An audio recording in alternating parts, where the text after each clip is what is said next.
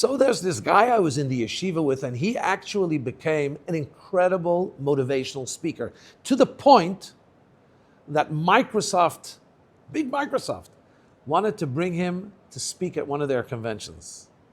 You can Google it. His name is Kivi Bernhardt. And it just so happened that the engagement that he was asked to speak at was on a Saturday, on a Shabbos. And he said, oh, sorry, I'm a Shabbos observant Jew. I can't come to your convention on Shabbos and speak.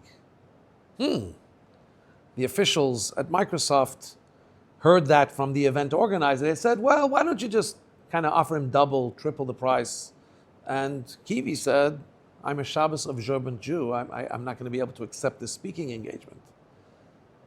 Somebody in Microsoft was so eager to have Kivi that he said, just tell him he has a blank check. Name your price.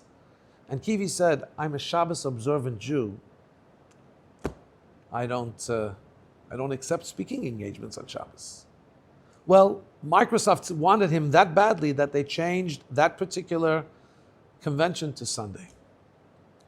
A couple of months later, there was a group of top executives of Microsoft flying in the company jet when Bill Gates was on the plane.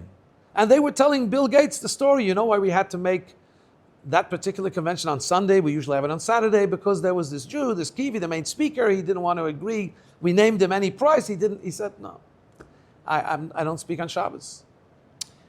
And Bill Gates is quoted as saying, you know, we have enough money.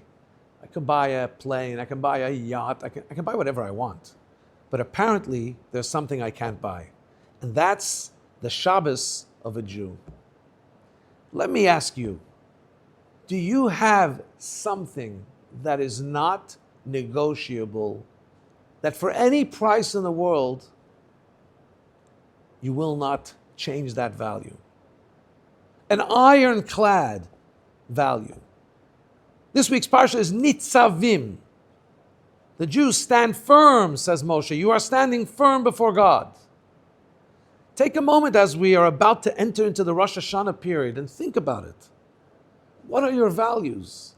For what are you prepared to say no to any amount of money or any amount of coercion? It's critical to know what your values are, because everything else will have to fit into that. And a Jew knows that his values are commitment to God, keeping Shabbos, eating kosher, being loving and benevolent, and of course not deceitful to his fellow. These are things, this is the time period that we should be thinking about our values, making commitments for the coming year about how we want to live our life. Because life is not about money, and life is not about fame. It doesn't even bring happiness.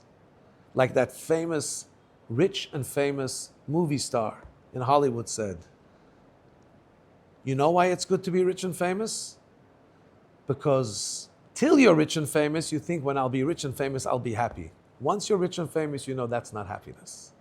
My friends, the emptiness of materialism, accumulating more items, more money in the bank, more things, more clutter, that's not happiness.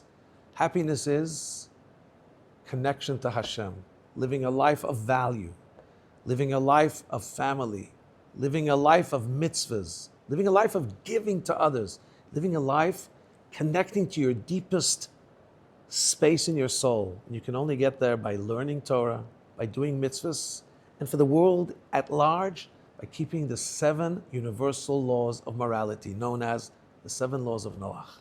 So Shana Tova, let this be a good year, a sweet year, and a year where you're clear about your values, stick to them at all costs.